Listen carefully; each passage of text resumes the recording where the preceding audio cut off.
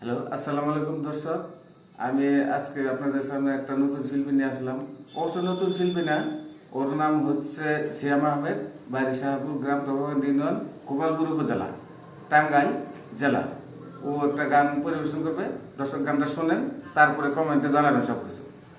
ধন্যবাদ।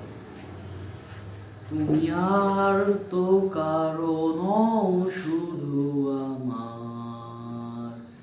যত দূরে সরে যাও রবে আমার, স্তব্ধ সময়টাকে ধরে রেখে স্মৃতির পাতা